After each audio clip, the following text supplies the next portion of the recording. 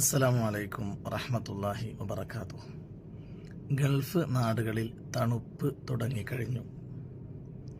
അതുകൊണ്ട് തന്നെ പല ആളുകളും സോക്സ് ധരിച്ച് നിസ്കരിക്കാറുണ്ട്. സോക്സ് ധരിച്ച് നിസ്കരിക്കുന്നതിന് കുഴപ്പമൊന്നുമില്ല, ആവശ്യത്തിന് വേണ്ടിയാണെങ്കിൽ കറാഹത്ത് പോലുമില്ല.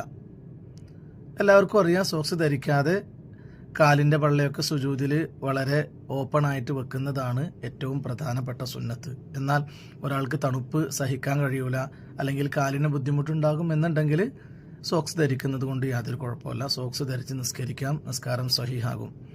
അതിനേക്കാൾ കൂടുതൽ ശ്രദ്ധിക്കേണ്ട കാര്യം, വുളൂ ചെയ്യുന്ന സമയത്ത് സോക്സിൽ തടവിയാൽ കാല് കഴുകുന്നതിന് പകരമായി അത് മതിയാകുകയില്ല.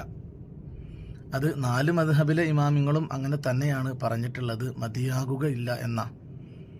ഖുഫയിൽ തടവാൻ മാത്രമാണ് അള്ളാഹുവിൻ്റെ ഹബീബ് അവസരം കൊടുത്തിട്ടുള്ളത്. ഖുഫ എന്ന് പറഞ്ഞാൽ അത്യാവശ്യം കട്ടിയുള്ളത്, ശരീരത്തെ പ്രതിരോധിക്കുന്നത്, അകത്തേക്ക് വെള്ളം ചേരാത്തത്, ഇങ്ങനെ പല നിബന്ധനകളും ഗ്രന്ഥങ്ങളിൽ, ഹദീസ് ഗ്രന്ഥങ്ങളിൽ അതിനെക്കുറിച്ച് പറയുന്നുണ്ട്.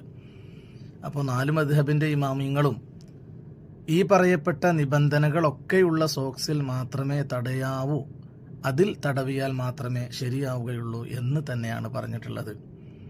അപ്പോൾ ഒരു ചോദ്യം വരും, പിന്നെ എന്തുകൊണ്ടാണ് ഗൾഫ് നാടുകളിൽ അങ്ങനെ ചെയ്യുന്നത് എന്ന്.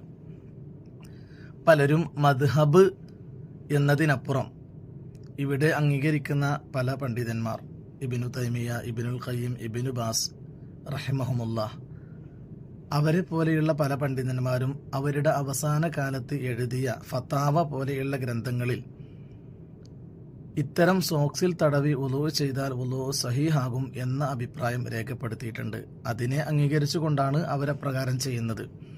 അവർ ചെയ്യുന്നത് ശരിയോ തെറ്റോ എന്നത് നാം നോക്കണ്ട. കാരണം നമ്മുടെ വിശ്വാസപ്രകാരം, നാം അംഗീകരിക്കുന്ന മദ്ഹബ് പ്രകാരം അത് ശരിയല്ല. അതുകൊണ്ട് തന്നെ നമ്മൾ അങ്ങനെ ചെയ്താൽ നമ്മൾ വുളൂ സഹീഹാകൂല. പ്രത്യേകം അറിയേണ്ട ഒരു കാര്യം കൂടെ പറയാം. ഈ പറയപ്പെട്ട ഷെയ്ഖ് ഇബ്നു ബാസും ഇബ്നു തൈമിയും ഇബ്നുൽ ഖയ്യിമും ഒക്കെ അവരുടെ ആദ്യകാലത്ത് ഹംബലി ഫിഖ്ഹി ഗ്രന്ഥങ്ങളായി എഴുതി വെച്ച കിതാബുകളിലൊക്കെ സോക്സിൽ തടവിയാൽ ശരിയാവുകയില്ല എന്ന് തന്നെയാണ് പറഞ്ഞിട്ടുള്ളത്. അവരുടെ അവസാനങ്ങളിൽ അവർ കൊണ്ടുവന്ന ഫത്താവ, ചോദ്യോത്തര പങ്ക്തി പോലെയുള്ള ഫത്താവകളിൽ മാത്രമാണ് പല ചോദ്യങ്ങൾക്കും ഉത്തരമായിട്ട് അങ്ങനെ ചെയ്താൽ കുഴപ്പമില്ല എന്ന് പറഞ്ഞിട്ടുള്ളത്. അവരുടെയും ഔദ്യോഗിക ആദ്യകാലങ്ങളിൽ എഴുതിയ കർമ്മശാസ്ത്ര ഗ്രന്ഥങ്ങളിൽ അനുവദനീയമല്ല.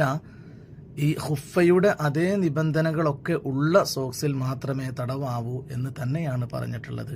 അതുകൊണ്ട് തന്നെ പ്രിയപ്പെട്ടവരെ, നാം